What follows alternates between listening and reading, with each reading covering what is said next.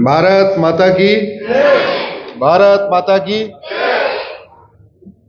आप लोगों का सुनने का टाइम पूरा हो चुका है, क्योंकि आज की डेट में सिटिंग कैपेसिटी मैक्सिमम 2 घंटे होती है और आप लोग यहाँ 2.5-3 घंटे से बैठे हो।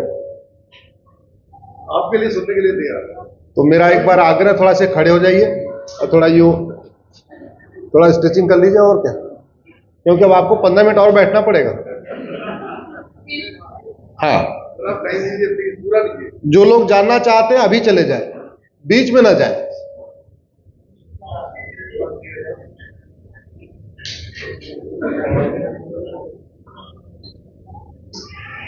ये आप बहन जी, आप भी सामने बैठो ना, साइड में हम फिर इधर भी देखना पड़ेगा, उधर भी। आप भी सामने बैठो। देखो सोफे खाली पड़े हुए, काहे ले खाली छोड़ रखा है आप?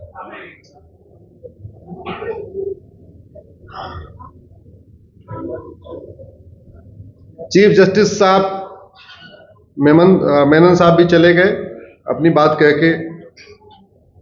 जस्टिस धिंगरा साहब ने अपनी बात कही, माननीय एपी सिंह साहब ने अपनी बात कही, आपने अपनी बात कही। हमारे लिए कुछ बचा नहीं है, तो ऐसे भी कर सकते हैं, नमस्ते करके चले चाय पीने, या थोड़ी देर बात करते हैं।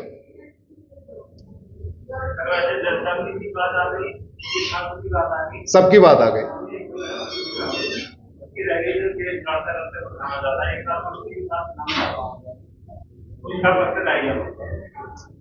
आज का विषय है justice with in year, justice for all, justice with in year. मैंने विशाल खन्ना जी को कहा था, ये दोनों अलग अलग सब्जेक्ट है, आप एक ही रखना, या तो जस्टिस विद इन ईयर रखना या जस्टिस फॉर ऑल रखना, तो वक्ताओं का कंसंट्रेशन बना रहेगा। अब उनको जस्टिस फॉर ऑल उनको अच्छा लग रहा था, जस्टिस विद इन ईयर हमें अच्छा लग रहा था, तो उन्होंने बीच का रास्ता निकाला, दोनों टॉपिक दे दिया। तो ये हुआ कि हर वक्ता फ्री है, वो जस्टिस फॉर ऑल पे बोले या जस्टिस विद इन ईयर पे बोले। मुझे एक चीज बताइए, हमारे वैज्ञानिक अग्नियान बना सकते हैं, चंद्रयान बना सकते हैं, मंगलयान बना सकते हैं, हमारे डॉक्टर 6 महीने के अंदर कोविड की वैक्सीन बना सकते हैं, पहाड़ों पे हाईवे बन सकता है, 16 लेन के हाईवे बन सकते हैं, तो कानून नहीं बन सकता है क्या? जोर से बोलिए जरा। और कोई लागत आती है क्या कानून की? नहीं।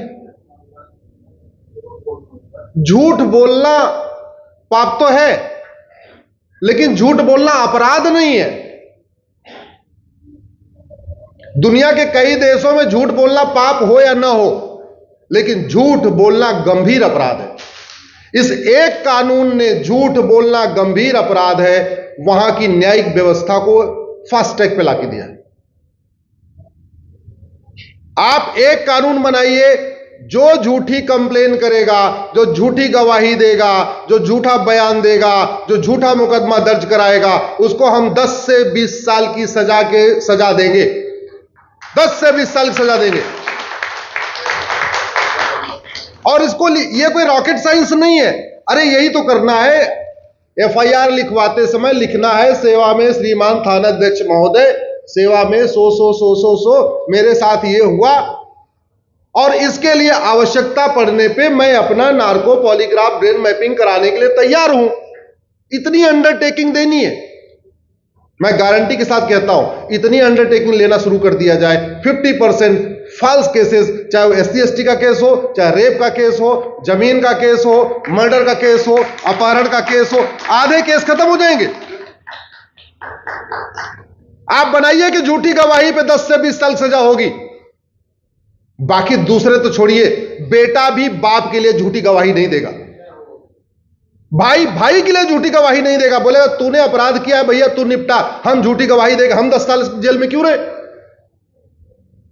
और अगर मंगलयान बन सकता है,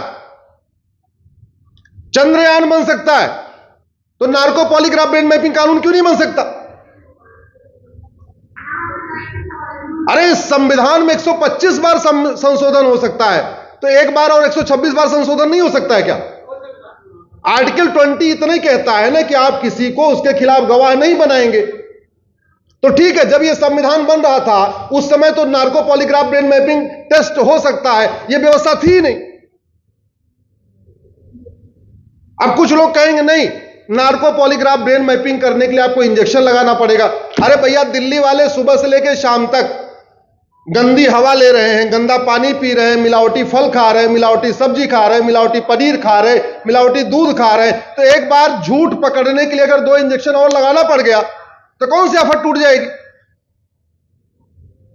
यह तो स्वास्थ्य विभाग ने बोला कि हमारी उम्र 10 साल कम हो चुकी है। किस लिए?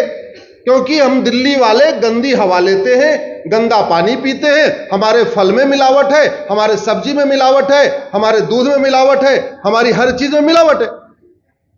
तो अगर हर चीज में मिलावट हो सकती है, हम जहर ले सकते हैं, तो सच उगलवाने के लिए एक इंजेक्शन लगा के नार्को टेस्ट करने में क्या दिक्कत है? एक इंजेक्शन लगा के पॉलीग्राफ करने में क्या दिक्कत है? एक इंजेक्शन लगा के ब्रेन मैपिंग करने में क्या दिक्कत है? हो सकता है, लेकिन दिक्कत केवल यह हो गई, आम जनता ने इसको ईमानदारी के साथ, गंभीरता के साथ मुद्दा बनाया नहीं। 5 करोड़ मुकदमों के कारण 5 करोड़ परिवार टेंशन में है। और सर, ये 5 करोड़ मुकदमे कौन से हैं? जो district court, high court, supreme court में चल रहे। इसके पैरेलल 5 करोड़ मुकदमे चलते हैं तहसीलदार के यहां, एसडीएम के यहां, एडीएम के यहां, चकबंदी अधिकारी के यहां, डीडीसी के यहां, एसओसी के यहां। तो टोटल 10 करोड़ मुकदमे पेंडिंग है। अब अगर एक मुकदमे से एक परिवार टेंशन में आ रहा है और एक परिवार में एवरेज 6 आदमी रखिए आप, तो 5 करोड़ मुकदमे जो district court, high court, supreme court में है, इससे 5 करोड़ परिवार टेंशन में है। इसका मतलब 30 करोड़ भारतीय टेंशन में है।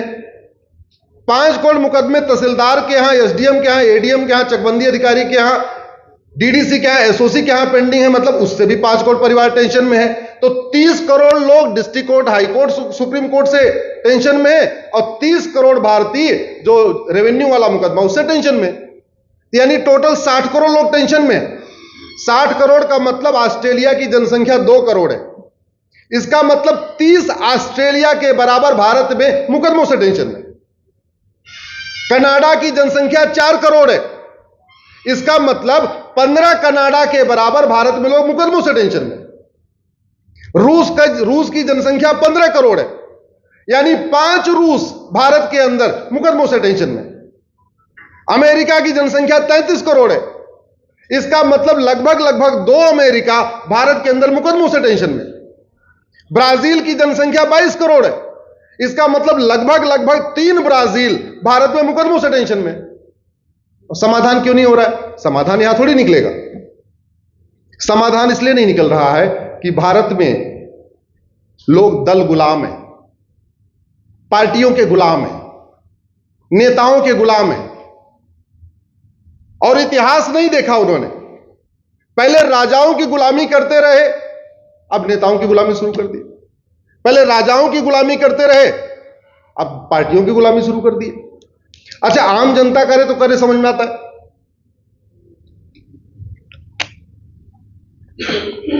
लोकतंत्र का चौथा स्तंभ जिसको हमने मीडिया कहा है, आज तक आपने मीडिया को पुलिस रिफॉर्म पे चर्चा करते देखा? जरा जोर से बोलिए।